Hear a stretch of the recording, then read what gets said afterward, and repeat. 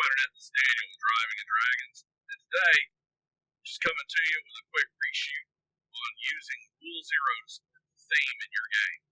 See you on the other side.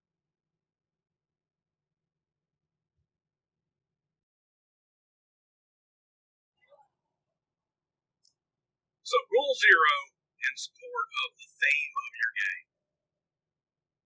Just to recap, when I speak about the theme of a game, or the theme of a campaign, I am not discussing the overall genre, so I'm not talking about high medieval fantasy, I'm not talking about cyberpunk, I'm not talking about space exploration, I'm not talking about the high genre, being sci-fi or this sort of thing. What I'm talking about in general is the overall feeling and the overall trappings of the campaign or the adventure that you're running.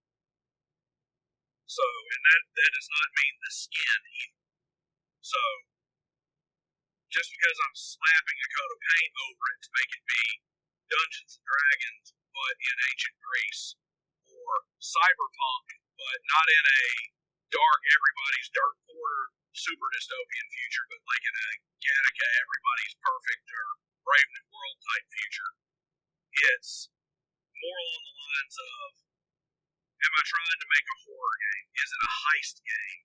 Am I trying to make a gritty, realistic game? Or am I trying to make a more whimsical, fun game? That is what I'm talking about when I say using Rule Zero for your thing. Now, Rule Zero is predominantly used in two ways. The first way is what everybody tends to call homebrew. Alright? Homebrew or homebrew rules, meaning where you come up and you say, I'm the game master and I know the rule book says this, but this is the way it's going to be at my table. I don't use alignment. I don't use critical hits or critical failures. I do use critical hits and critical failures, and I use a critical hit, critical failure table. Those are all Rule Zero. That is all the DM going in, or the game master going in, and changing, adding, or removing a rule purely based on their table. The second way that Rule Zero gets used is on the fly when it has to be done as a judgment call in game. And it's real, it's simple. It's not necessarily easy, but it is simple to make Rule Zero operate on your thing.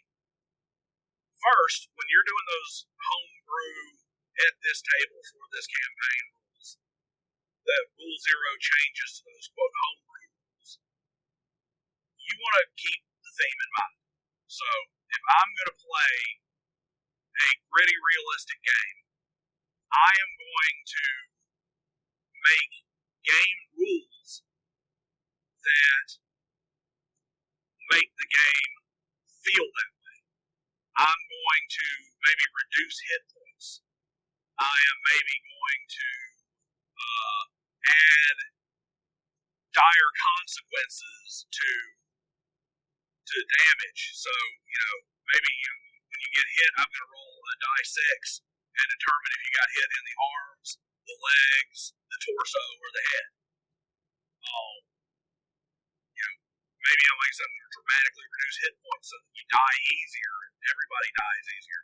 Maybe if I've got magic in my game and there's material spell components, you're going to have to think about finding those material spell components, and it's going to be part of it. I'm going to track torches and things like that to make that realistic survivalist type feel. If I'm running a more whimsical high fantasy game, maybe I don't care about encumbrance at all. Maybe I don't care about, maybe light and dark only matter in, whenever it's funny. Maybe it's ridiculously easy to find high-powered magic weapons, and I'm going to say that you can attune as many magic items as you want. If you want to have 5 magic rings per finger, you can have it, but they're going to have oddball effects like you're going to grow bunny ears or something because you got a jump ring and a boots of striding and springing, and you've got a ring of flying on one hand, and now you got a feathery bunny ears or something like that. those are all things that go into the theme of the game. The same thing should occur on the judgment calls. Now, the judgment calls also take kind of two flavors. They take the I need to resolve a dispute flavor, where a player says, I'm going to try and do something, and you have to determine whether or not they can do it or what they need to roll, this, that, or the other. Or they say something that's going to work one way, and you have to determine if it won't. Classic example being the grease spell in Dungeons and Dragons. Is the grease flammable or is it not flammable? But the second manner in that one too is determining whether or not a roll is even necessary, determining or how many rolls are necessary. If I'm doing a if I'm doing like a deep horror thing or a suspense thing, I may want to have situations where there is no roll. Maybe a perception check or a spot check is needed in this particular instance, but I'm not going to make them roll a spot check because I want them to see it out of the corner of their eye. It doesn't matter how good they roll, they're not going to get to see it because that kills the mystery, but I need them to see it, so it's going to be no roll. Even if by strictly game rules they should get a roll. Maybe they're going to hear something without a listen check, and even with a listen check, they won't be able to hear it more or anything of that nature. On the opposite token, maybe if they're running away from this creature in this horror game, and they have to do something, maybe I'm going to require 3 or 4 checks instead of a single skill check. They're going to run up and they're going to try and do open lock because the door's locked. Well, you're going to need to roll a open lock check to pick the lock, but I'm also going to need a dex check to make sure you don't fumble your lock picking tools. Maybe I'm going to require some kind of will save or something against the pressure, or increase the DC or something of that nature to make it harder, because it's not that hard to lock, but you're being pressured by this monster that you know is coming right around the corner. I'm making you make 2 and 3 checks because I'm trying to build the tension for the player. That is making the rules fit my theme.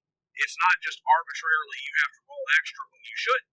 It's you have to roll extra because I want you to feel tension. I want you to feel like I can't just get something done with 1 check. It's going to take 4 or 5.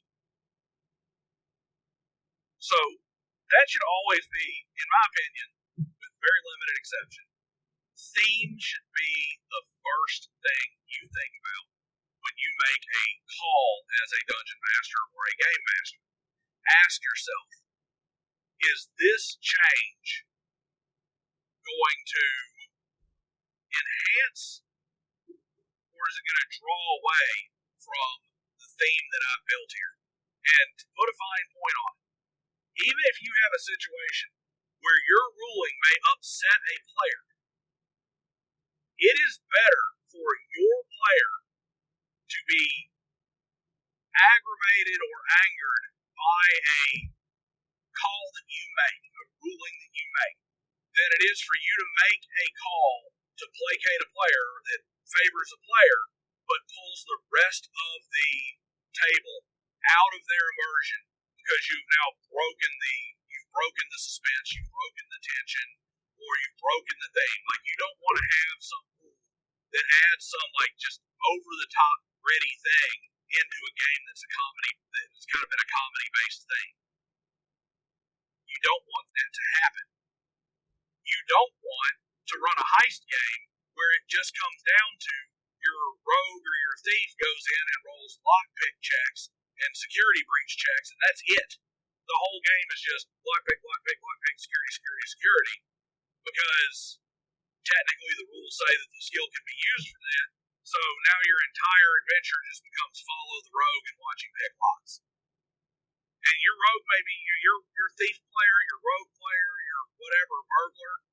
He may be irritated because you're making him do this extra stuff that he feels he shouldn't have to. But it's better than bringing the rest of your group out of the immersion because they got away from the big nasty horror creature that's chasing them with a lockpick check. that's my thoughts on it. Let me know what you think. Comment section below. Like, share, and subscribe. Hit the bell, all that fun YouTube jazz. And I'll see you guys next time.